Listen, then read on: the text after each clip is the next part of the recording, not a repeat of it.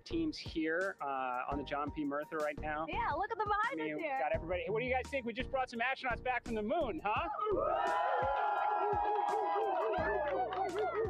Unbelievable. Awesome. Thank you. Yeah, so grateful to the Navy, the sailors that are here, the NASA teams. I mean, this is a joint effort that's on their way right now. These recovery forces are getting out to our Orion spacecraft, to Integrity, get our astronauts back on the ship safely. Yeah, and this is not just an accomplishment for NASA. This is an accomplishment for humanity. Again, a historic mission to the moon and back. How does this make you feel, and what do you hope people take away from this?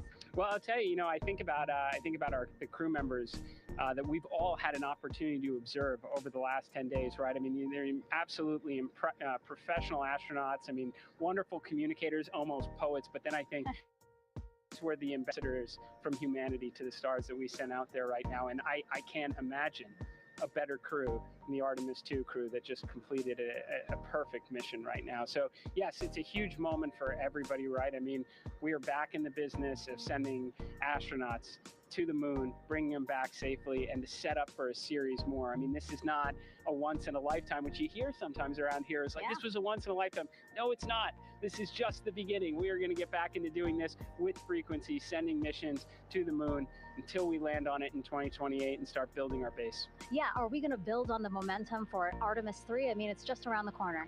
Absolutely. So, I mean, that's, part of me too. Like, I can't wait to get the crew off of Integrity right now, but also getting Integrity back on this ship so we can start taking a look at it, because all that data is so precious to us right now. I mean, we are going to definitely want to take a good look at the thermal protection system. We're going to want to download all the data they couldn't transmit back to us and use that to inform Artemis 3. But we're already making progress, right? You had SRB segments already showing up at KSC. Core stage for Artemis 3 is rolling out on April 20th.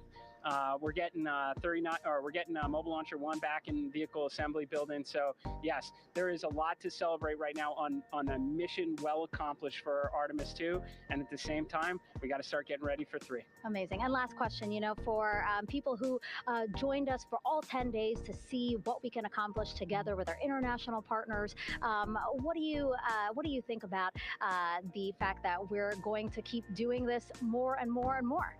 It's incredibly exciting. I mean, yes, it's the contributions, like the best and brightest across the NASA workforce from across the country, our industry partners, our international partners. We had a Canadian Space Agency astronaut on board in Jeremy. We had the European Service Module. And you think in the days leading up to this launch, I mean, 48 hours prior to launching Artemis 2, I was meeting with the Italian Space Agency. We signed a memorandum of understanding to build a habitation module on the moon. I mean, you have countries, all of our allies and partners coming together saying, we are committed to this effort. We are returning to the moon. We're doing it to stay. We are building that enduring presence. We are going to master the skills on the surface of the moon so someday we can undertake missions to Mars. It's just an incredibly exciting time, and we're not going at it alone. We're bringing everybody along with us. Absolutely. And speaking of everyone, one more time, we're going to ask the crew here, you guys ready to land on the moon? Awesome. I love that. Okay, well, thank you so much, Administrator. Appreciate you being here. We're, of course, going to stay on to watch the crew get extracted from Orion, so stay tuned, and we'll see you back here shortly.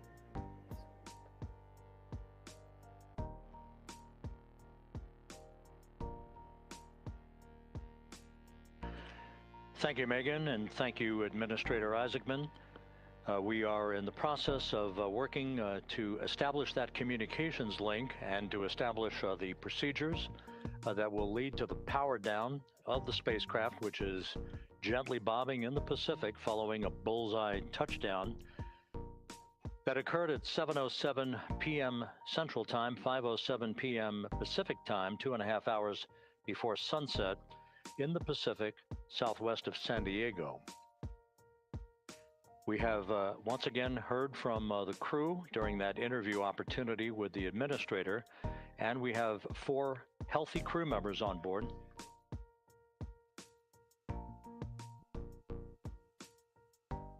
We now have confirmation that the vehicle has been powered down as per the procedures. So we have vehicle powered down, and the flight control team here in Houston, Flight Director Rick Henfling, has handed over mission authority to the Exploration Ground Systems team out in the Pacific. Now, we will physically not get off console with this team until the crew has been extracted into the front porch, that inflatable raft that will be erected along the side hatch of Integrity. So we're standing by for that in the next step in the recovery procedures. But everything is in great shape, and we have 4 healthy crew members on board the vehicle.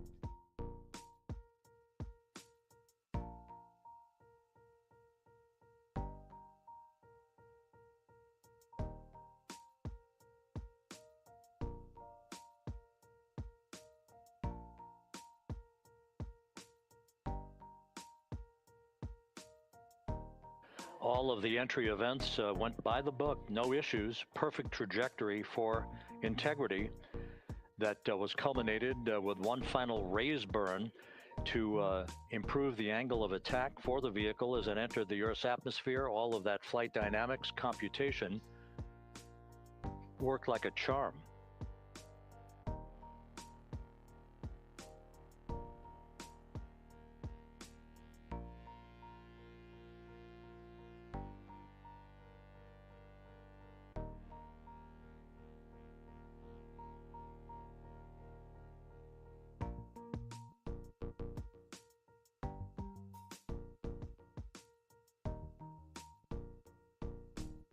So we are standing by for the recovery team to approach Integrity and begin the process of erecting that inflatable raft called the front porch, which will see the crew members be extracted from the hatch of Orion into that inflatable raft before they're hoisted aboard 2 Navy helicopters in a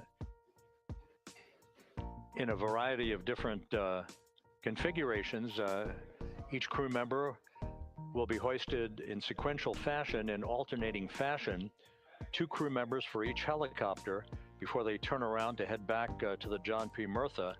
Once on the deck of the ship, they'll be brought into medical bay for comprehensive medical exams. But Reed Wiseman has reported several times that the crew is in excellent shape.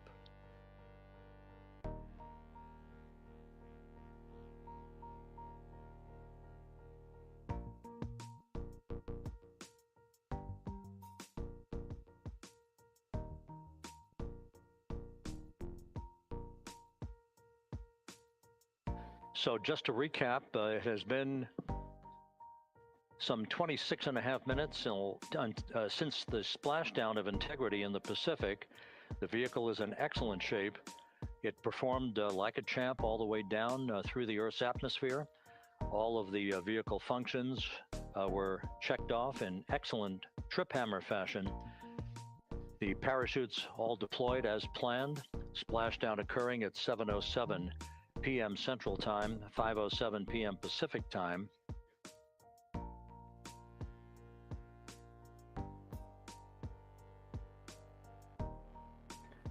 And after a bit of a tussle to try to establish a communications link with the recovery team, we were finally able to run through the procedures for the powering down of the vehicle.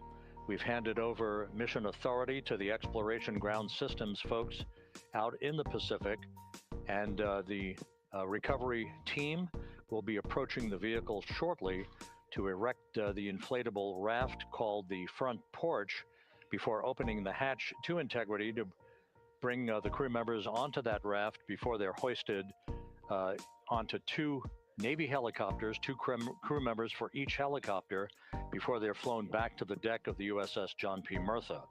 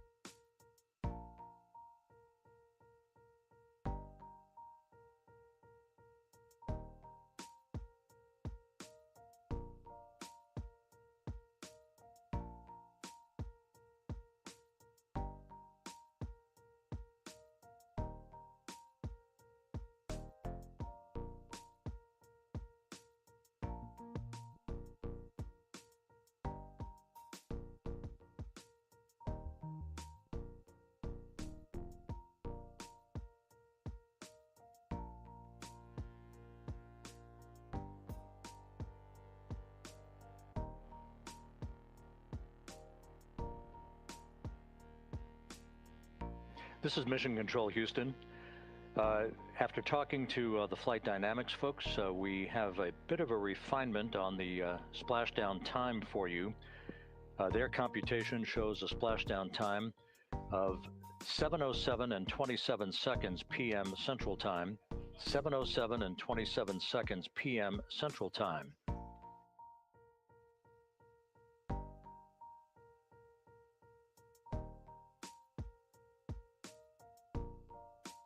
That would equate to a mission elapsed time of 9 days, 1 hour, 32 minutes, and 15 seconds.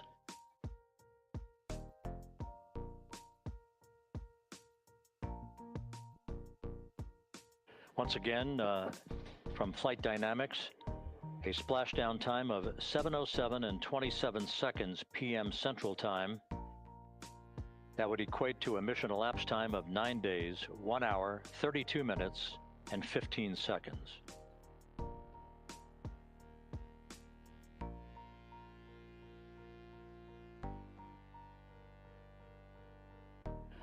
Reports from the Pacific indicate that the recovery team in communications with the crew aboard Integrity, that the crew remains in excellent shape as they await the approach of the team for a final hazard gas evaluation before they move to the side of the vehicle to erect the inflatable life raft called the front porch.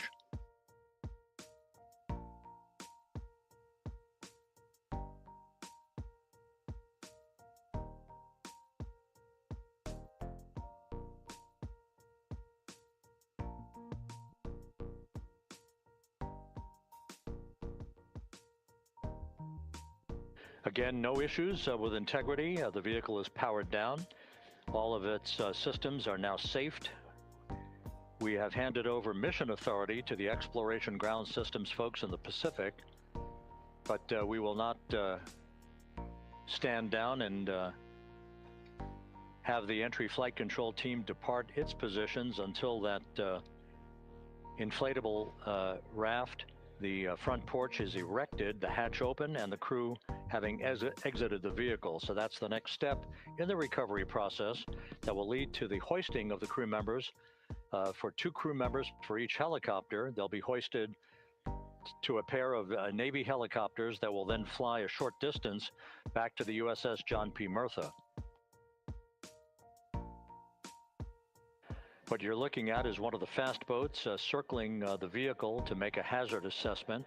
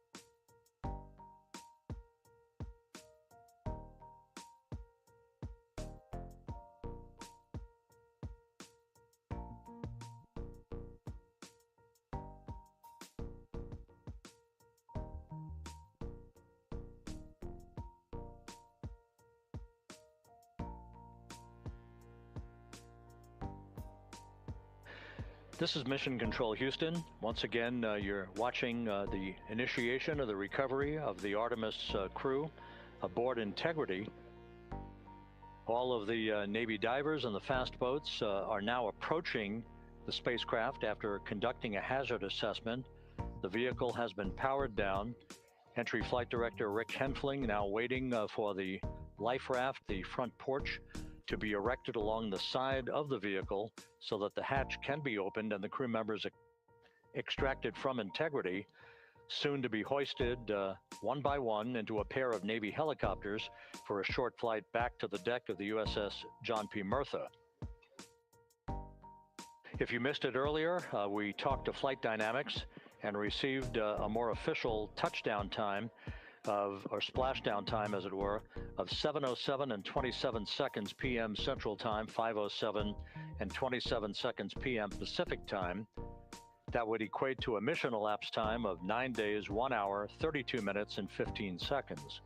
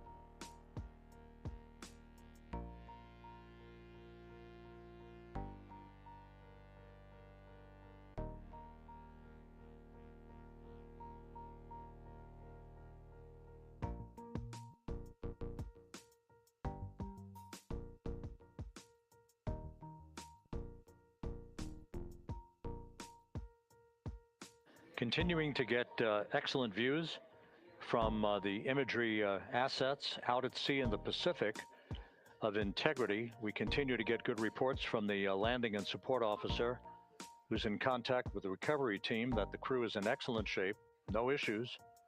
They're just currently biding their time, waiting for the front porch to be erected. We have no hazardous hazard gases and no hazardous situation with the vehicle. It performed perfectly all the way down from entry interface to its splashdown in the Pacific at 7:07 and 27 seconds p.m. Central Time. And as you can see, the first phalanx of recovery personnel now pulling up alongside of Integrity.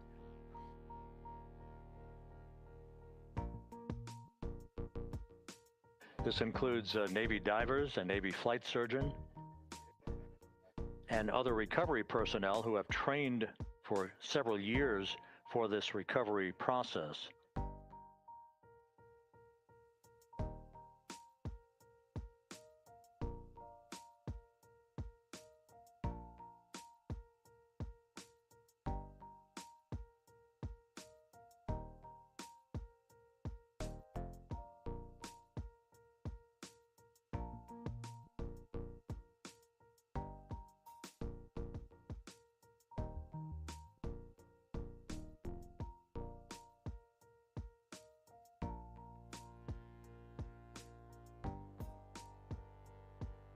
At this hour, some 41 minutes following splashdown, the vehicle has been powered down. There's no hazardous gas emanating from the vehicle. That's why the first team of recovery personnel has been able to pull alongside Integrity.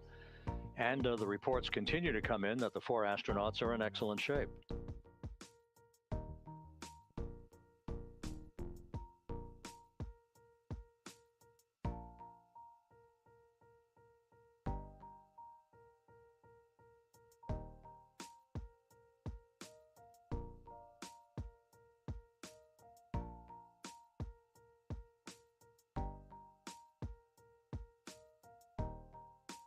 Yes.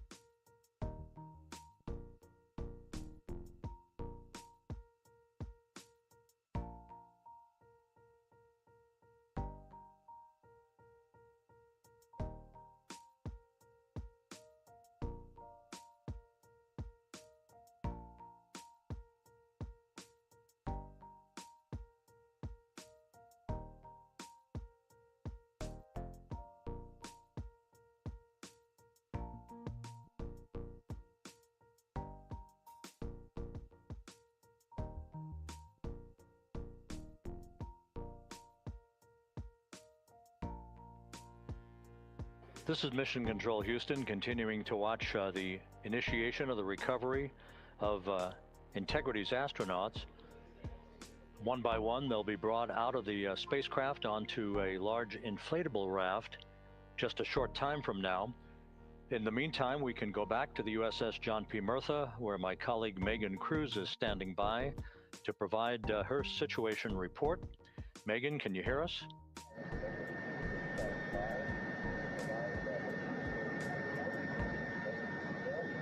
Hey, Rob. Yes, I can hear you. Thank you. Yeah, we're back here on the bow of the recovery ship where there are still plenty of people peering out into the water. We are not very far from the action everyone is seeing on their screen now.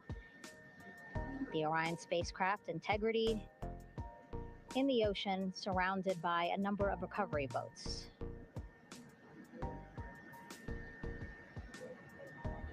As Rob has been saying, in those recovery boats, NASA and Navy personnel specifically trained to get the astronauts out of Orion.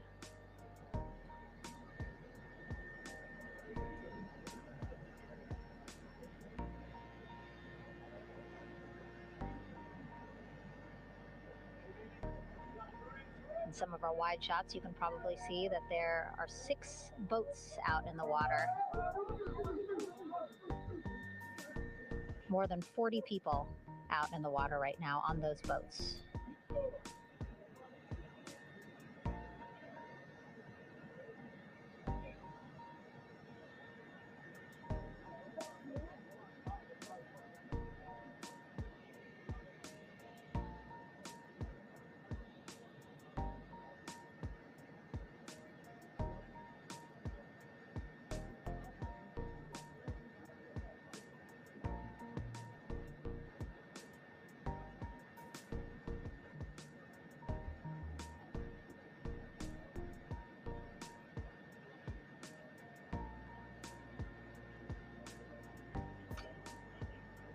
first order of business is to set up the front porch and the stabilization collar.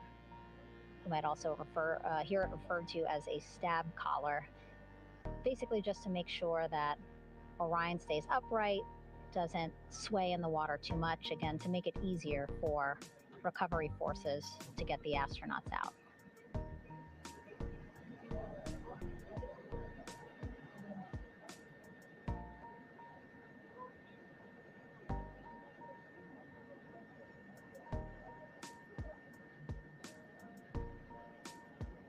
Again, we splashed down in the Pacific Ocean just after 5 p.m. Pacific time here. It's a requirement by NASA to be able to get the crew out of Orion within 2 hours of splashdown. So doing great on time so far. Plenty of time, no rush either. I was speaking to NASA flight surgeon Rick Schuring earlier in this broadcast, and he said to me, no rush to get the crew out. Just want to make sure that they're feeling good. And whenever they're ready to take their step out of Orion and onto that large raft, the front porch, folks will be ready.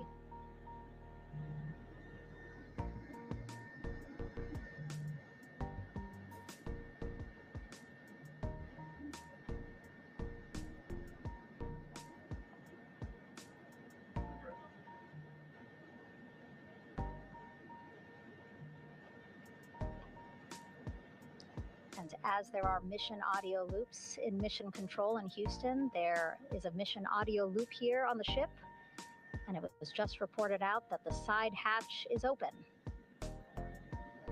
Side hatch of integrity is open. You're getting these beautiful shots from our aerial assets. The ship itself, where I'm on, just 3,000 yards away. Again, plenty of people on the boat here, glued to the side closest to where they can see all this action. And again, with just 3,000 yards separating us, great views from the bow here. You can see now that side hatch is open.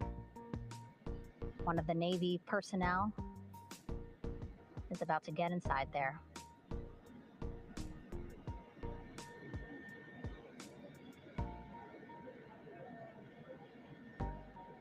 In they go. In total, 4 will go into Orion. So it'll be a little bit of a tight squeeze, but the goal is to have a recovery personnel with each astronaut assessing them.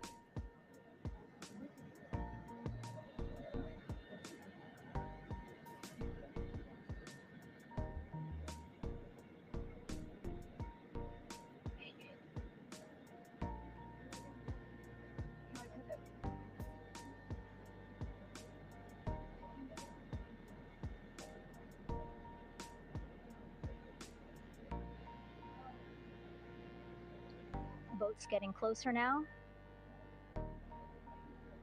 Again, that one that's right up against Orion, those are the divers that will go in to the spacecraft to check on each of the astronauts. These other boats will begin doing a number of things, putting on that stabilization collar onto Orion, building that front porch. Eventually, they will retrieve the parachutes, as well as tow Orion back to the well deck of the recovery ship here.